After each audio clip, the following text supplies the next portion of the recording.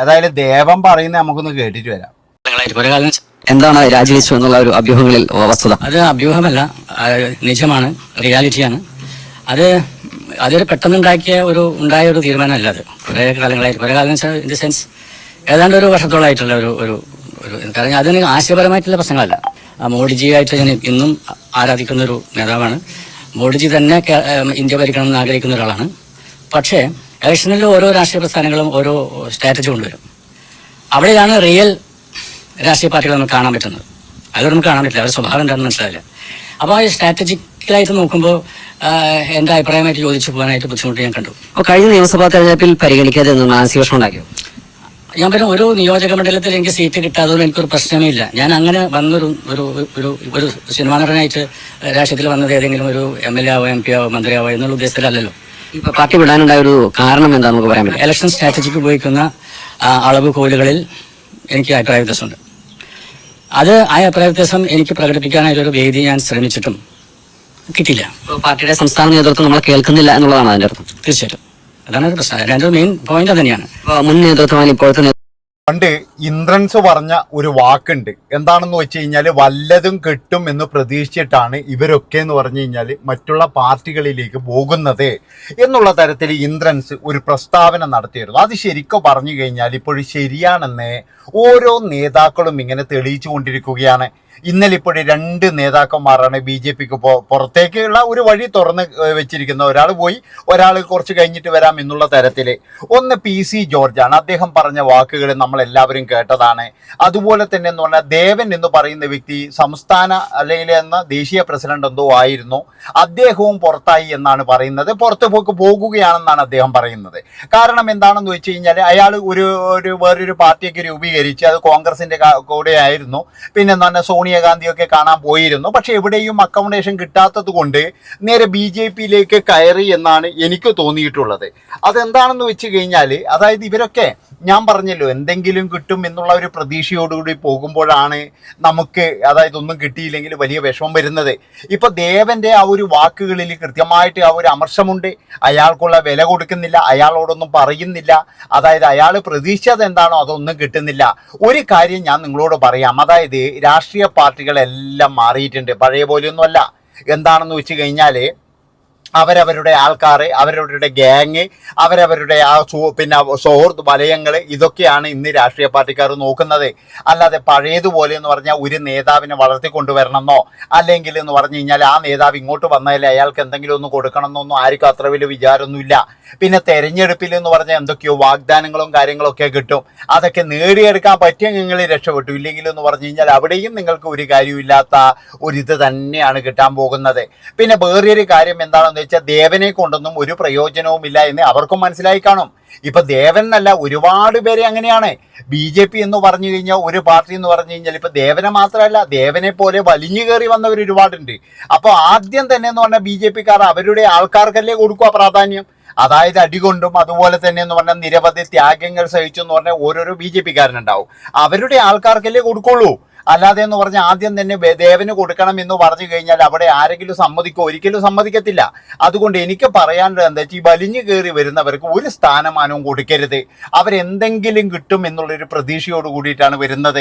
അതായത് അവരുടെ ലക്ഷ്യം തന്നെ എന്താണെന്ന് വെച്ചാൽ മറ്റു പാർട്ടികളിൽ പോയി കഴിഞ്ഞാൽ ബ്രാഞ്ച് തലങ്ങളിൽ അല്ലെങ്കിൽ യൂണിറ്റ് തലങ്ങളിലൊക്കെ പ്രവർത്തിക്കേണ്ടി വരും. ഇവിടെ ആകുമ്പോഴും ഒരു തട്ടിക്കൂട്ട് പാർട്ടിയും അതും വെച്ചിട്ട് പോയിട്ട് വിലവേശാം, എന്തെങ്കിലും ഒരു സ്ഥാനം കിട്ടുമോ എന്ന് വിലവേശാം, അങ്ങനെ നോക്കാം എന്നുള്ള രീതിയിൽ തന്നെയാണ്. കാരണം എന്താണെന്ന് വെച്ച് കഴിഞ്ഞാൽ ഇവർക്കൊക്കെ അതായത് സിനിമയൊക്കെ കുറഞ്ഞു, ഇനിയിപ്പോഴും പുറത്തൊക്കെ ഇറങ്ങണമെങ്കിൽ എന്തെങ്കിലും ഒരു ജോലി വേണ്ടേ.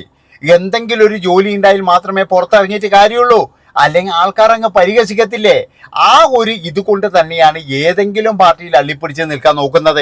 ഇനിയിപ്പോൾ ദേവനെ നമുക്ക് കാണാൻ കഴിയുക എന്ന് പറഞ്ഞാൽ എനിക്ക് തോന്നുന്നത് ഏതെങ്കിലും ഒരു കേരള കോൺഗ്രസിൻ്റെ ഏതെങ്കിലും ഒരു പാർട്ടിയോ ഇല്ലെങ്കിൽ ഇദ്ദേഹത്തിൻ്റെ പഴയ പീപ്പിൾസ് പാർട്ടിയോ ഒന്നും കൂടി പൊടിതട്ടി എടുത്തിട്ട് അതിൻ്റെ അകത്തോ നമുക്ക് ദേവനെ കാണാൻ കഴിയും എന്നാണ് എനിക്ക് തോന്നുന്നത്. കാരണം ദേവനെ പോലെയുള്ള ആൾക്കാർക്കൊന്നും ചേർന്നതല്ല രാഷ്ട്രീയം. അങ്ങേരെ വിചാരിക്കുന്നത് എന്താ വെച്ചാൽ ഞാനൊരു സിനിമാ താരമാണ്, അതുകൊണ്ട് എനിക്ക് ഭയങ്കരമായിട്ടുള്ള ആൾ സപ്പോർട്ടുണ്ട്. ഒരു തേങ്ങാക്കൊലിയില്ല, അത് ആദ്യം മനസ്സിലാക്കുക. പിന്നെ ഞാൻ പറഞ്ഞല്ലോ എന്തെങ്കിലും കിട്ടും എന്ന് കരുതിയിട്ട് ഒരു രാഷ്ട്രീയ പാർട്ടിയിലും പോകാതിരിക്കുക. അതായത് നിങ്ങൾക്ക് എന്തെങ്കിലും കിട്ടുമെന്നുണ്ടെങ്കിൽ നിങ്ങൾക്ക് സ്വന്തം നിന്നാൽ പോരെ.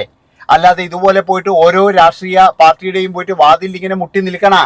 സ്വന്തം നിന്നാൽ പോരാ. അല്ലെങ്കിൽ പിന്നെ ഒരു കാര്യം ചെയ്യുക, ഏതെങ്കിലും ഒരു നേതാവുമായിട്ട് കൃത്യമായിട്ട് ഡീലുണ്ടാക്കുക, എനിക്കിങ്ങനെ എന്തെങ്കിലും ഒരു സ്ഥാനമാനങ്ങൾ തരണം, ഞാൻ നിൽക്കാൻ തയ്യാറാണ്, അങ്ങനെയെങ്കിലും പറയുക. അതുപോലുമില്ല. ഇപ്പോൾ തന്നെ നമുക്ക് എല്ലാവർക്കും അറിയാം, സ്ഥാനാർത്ഥികളായ അഖിൽ മാരാർ, റോബിന്, അങ്ങനെയുള്ള ഒരുപാട് പേർക്കെതിരെ വന്ന പലതരത്തിലുള്ള അലിഗേഷൻസ് ഉണ്ട്.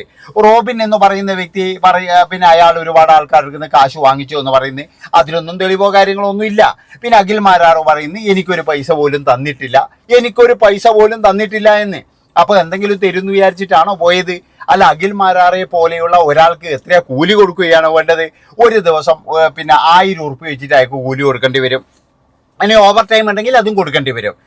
അതായത് രാവിലെ 8 മണി മുതൽ 5 മണി വരെ ഒരു തൊഴിൽ ചെയ്ത് കഴിഞ്ഞ ഒരു കൂലി ഉണ്ടല്ലോ, ആ കൂലി കൊടുക്കണമെന്നാണോ അദ്ദേഹം പറയുന്നത് എന്ന് എനിക്ക് മനസ്സിലാകുന്നില്ല. നമ്മളൊക്കെ എന്ന് പറഞ്ഞാൽ പണ്ട് മുതലേ എന്ന് പറഞ്ഞാൽ സ്ഥാനാർത്ഥികളെയും കാണുന്നുണ്ട്, രാഷ്ട്രീയ പ്രവർത്തകരെയും കാണുന്നുണ്ട്, ഇതൊക്കെ കാണുന്നുണ്ട്. പക്ഷെ ഇപ്പോഴാണ് ചില രാഷ്ട്രീയക്കാർ, അതായത് ഒരു സുപ്രഭാതത്തിൽ രാവിലെ ഇപ്പോഴൊരു കാര്യം പറയും, വൈകുന്നേരം വേറൊരു കാര്യം പറയും, രാത്രി വേറൊരു കാര്യം പറയും. ഒരു നിലപാടോ കാര്യങ്ങളോ ഒന്നുമില്ലാത്ത ആളായിട്ട് മാറിക്കൊണ്ടിരിക്കുകയാണ്. പണ്ടൊക്കെ എന്ന് പറഞ്ഞാൽ ഇതൊന്നും ആരും പ്രത്യേകിച്ച് അറിയത്തില്ല. പക്ഷെ ഇപ്പോഴങ്ങനെയല്ല. ഇതെന്ന് പറഞ്ഞു കഴിഞ്ഞാൽ ഒരുപാട് പേർക്ക് അറിയാൻ പറ്റും. കാരണം എന്താണെന്ന് വെച്ചാൽ അതിനുള്ള സ്രോതസ്സും കാര്യങ്ങളൊക്കെ ഉണ്ട്. ഇന്നിപ്പോഴെന്ന് പറഞ്ഞു കഴിഞ്ഞാൽ ഇൻ്റർനെറ്റ് യുഗമാണ്. അതുകൊണ്ട് എവിടെ നിന്ന് പറഞ്ഞു കഴിഞ്ഞാലും നാട്ടുകാരറിയാൻ വലിയ സമയമൊന്നും വേണ്ട. കൃത്യമായിട്ട് നാട്ടുകാരൊക്കെ അറിയാനും കഴിയും. അതുപോലെ തന്നെ എന്ന് പറഞ്ഞു കഴിഞ്ഞാൽ അതിനെതിരെ എന്ന് പറഞ്ഞു കഴിഞ്ഞാൽ അവർക്ക് ഒരു പ്രതിഷേധിക്കാനും കഴിയും എന്നാണ് എനിക്ക് പറയാനുള്ളത്. അപ്പോൾ ദേവൻ എന്ന് പറയുന്ന വ്യക്തി വല്ല സിനിമയിലെങ്ങാറ്റ് അഭിനയിച്ച് നിന്നാൽ പോരെ. എന്തിനാ വെറുതെ എങ്കിലും എടുത്താൽ പൊങ്ങാത്ത ഒരു പാർട്ടി ഉണ്ടാക്കി അദ്ദേഹം എന്തോ ഒരു സംഭവമാണെന്ന് അദ്ദേഹത്തിൻ്റെ ആ തലക്കനം കൊണ്ടാണ് അദ്ദേഹത്തിന് മനസ്സിലാകുന്നത്. അതായത് ഒരു പക്ഷേ എന്ന് പറഞ്ഞു കഴിഞ്ഞാൽ ഭീമമായ പൈസയൊക്കെ പോയിട്ടുണ്ടാകാം. പണ്ട് മുതലേ എന്ന് പറഞ്ഞാൽ സിനിമയിൽ നിന്ന് സമ്പാദിച്ചതൊക്കെ എന്ന് പറഞ്ഞു കഴിഞ്ഞാൽ ഈ രാഷ്ട്രീയ പ്രവർത്തനം കളിച്ച് പോയിട്ടുണ്ടാകാം. ആ ഒരു വിഷമവും ഇതും കാര്യങ്ങളൊക്കെ ഉണ്ടാകും. അതുകൊണ്ടാണല്ലോ മിണ്ടാതിരിക്കുന്നത്. പക്ഷെ ദേവൻ എന്ന് പറയുന്ന ഒരു നേതാവ് ഒരു നടനായി ഒരു നേതാവായിട്ടൊന്നും ഒരിക്കലും നമുക്ക് അംഗീകരിക്കാൻ പറ്റൂല. അങ്ങനെ ഒരു സീരിയൽ നടനോ അല്ലെങ്കിൽ ഒരു സിനിമാ നടനോ ആയിട്ട് നമുക്ക് അംഗീകരിക്കാമെന്നല്ലാതെ അദ്ദേഹത്തിന് ഒരു പൊതുപ്രവർത്തകനാകാനുള്ള യാതൊരു യോഗ്യതയുമില്ല എന്നാണ് എനിക്ക് തോന്നിയിരിക്കുന്നത്. കാരണം എന്താ വെച്ചാൽ ഒരു പൊതുപ്രവർത്തകൻ ഇങ്ങനെയല്ല. ഇപ്പോൾ തന്നെ അയാൾ എന്തോ ഒരു പ്രസിഡന്റ് എന്തോ ആണെന്ന് നമ്മളെല്ലാവരും ഇന്നലെയല്ലേ അറിഞ്ഞത്? ഇതിനു മുമ്പേ അറിഞ്ഞിട്ടുണ്ടോ? അപ്പോൾ ഇയാൾ പറയുന്നത് എന്താ വെച്ചാൽ എനിക്ക് പിന്നെ വേണ്ടപ്പെട്ട ഒരു വില ഇവർ തരുന്നില്ല എന്നുള്ളതാണ്. എന്ത് വില കൊടുക്കണമെന്നാണ് ഉദ്ദേശിക്കുന്നത്? അതുകൊണ്ടാണ് ഞാൻ പറയുന്നത്, എൻ്റെ പൊന്നു മക്കളെ, നിങ്ങൾ ഈ ബലിയും ഇതൊന്നും നോക്കിയിട്ട് നിൽക്കാൻ പാടില്ല. അതൊക്കെ കിട്ടിയെന്നേ പറയാൻ പറ്റുള്ളൂ. അതുകൊണ്ട് തന്നെ എന്ന് പറഞ്ഞു കഴിഞ്ഞാൽ നിങ്ങളൊക്കെ നിൽക്കുന്ന സ്ഥാനം ഇപ്പോൾ എവിടെയാണ്, അവിടെ എങ്ങനെയെങ്കിലും വന്ന് നിന്നോളൂ, അത്രയേ ഉള്ളൂ. അല്ലാതെ എന്ന് പറഞ്ഞു കഴിഞ്ഞാൽ എനിക്ക് എല്ലാ വിലയും തരണം, എന്നെ അങ്ങ് ഇതാക്കി തരണം എന്നൊന്നും പറഞ്ഞാൽ ഒരാളും കേൾക്കത്തില്ല ഇന്നത്തെ കാലത്ത്. അതുകൊണ്ട് ദേവനെ പോലെയുള്ളവരും ദേവനെ ഇനി ചാടാൻ പോകുന്നവരും ഇനി ചാടിക്കൊണ്ടിരിക്കുന്നവരോടും എനിക്ക് പറയാനുള്ളത്, എന്തെങ്കിലും കിട്ടുമെന്ന് വിചാരിച്ചിട്ടാണെങ്കിൽ അത്ര വലിയ തുകയൊന്നും ഇപ്പം കിട്ടത്തില്ല. എന്തെങ്കിലും കിട്ടുന്നത് വാങ്ങി ചോടി വരാനാണെങ്കിൽ വേഗം പോയിക്കോ, അതാണ് നിങ്ങൾക്കെല്ലാം നല്ലത്. പക്ഷെ ചില നേതാക്കന്മാർ എന്ന് പറഞ്ഞു കഴിഞ്ഞാൽ ഇപ്പോഴും ഉണ്ട്. ഭരണം മാറുമ്പോൾ അങ്ങോട്ട് മാറും, അവിടെ നിന്ന് ഇങ്ങോട്ട് മാറും, ഇങ്ങനെ അവിടേക്ക് മാറും. എന്നിട്ടെന്ന് പറഞ്ഞാൽ ഏതെങ്കിലും ഒരു അധികാര കേന്ദ്രങ്ങളിലുണ്ടാവും അവിടെ നിന്ന് പിന്നീട് എന്ന് പറഞ്ഞു കഴിഞ്ഞാൽ എത്തിപ്പിടിച്ചുകൊണ്ട് നമ്മുടെ എല്ലാ സമ്പത്തും അവർക്കൊക്കെ എന്ന് പറഞ്ഞാൽ മരിക്കുന്നത് വരെ ഇത് വേണമെന്നാണ്. അതുപോലെ തന്നെയാണ് ഇപ്പം ദേവന് നല്ലൊരു സ്ഥാനവും കാര്യങ്ങളും കൊടുത്തു കഴിഞ്ഞാൽ ദേവന് എവിടെയും പോകത്തില്ല. പക്ഷെ അതിനെ കൊണ്ട് BJPക്ക് എന്താണ് ഗുണം? അതാണ് എനിക്ക് ചോദിക്കാനുള്ളത്. ഈ ദേവനെ പോലെയുള്ള ഒരാൾക്ക് എന്തെങ്കിലും തരത്തിലുള്ള ഒരു സ്ട്രെങ്ത് ഉണ്ടോ? അയാൾക്ക് എന്താണ് ഉള്ളത്? അയാൾക്ക് ഒരു പാർട്ടിയെ നയിക്കാനുള്ളൊരു കഴിവുണ്ടോ? അങ്ങനെ ഉണ്ടെങ്കിൽ അയാളുടെ പീപ്പിൾസ് പാർട്ടി തന്നെ എന്ന് പറഞ്ഞു കഴിഞ്ഞാൽ എവിടെ എത്തേണ്ടതാണ്? എന്തുകൊണ്ടാണ് ആ പാർട്ടിയൊക്കെ എന്ന് പറഞ്ഞാൽ ഇല്ലാതായത്? അപ്പം ദേവനെ പോലെയുള്ള ഒരാളുടെ കഴിവ് അത്ര മാത്രമേ ഉള്ളൂ. അയാളൊരു വലിയ കഴിവുള്ള മനുഷ്യനൊന്നുമല്ല. പിന്നെ എന്നാൽ 2 വോട്ടാണെങ്കിൽ 2 വോട്ട് എവിടെയെങ്കിലും കൊണ്ടുപോയി കൊടുക്കണ്ട, നമുക്ക് തന്നെ കിട്ടുമല്ലോ എന്നാലോചിച്ചാണ് ഇവരൊക്കെ എന്ന് പറഞ്ഞാൽ BJPക്കാർ ഇവരൊക്കെ എടുത്തു വെച്ചതെന്നാണ് എനിക്ക് തോന്നുന്നത്. അല്ലാതെ എന്ന് പറഞ്ഞു കഴിഞ്ഞാൽ ദേവന് വലിയൊരു സ്ഥാനം കിട്ടാനോ അല്ല, അതിനു വേണ്ടിയിട്ടൊന്നുമല്ല. പിന്നെ വേറെ ഒരു കാര്യം, എല്ലാവർക്കും കൊടുക്കുന്ന അവസ്ഥയ്ക്ക് ദേവനും എവിടെയെങ്കിലും ഒരു സീറ്റ് കൊടുക്കാമായിരുന്നു.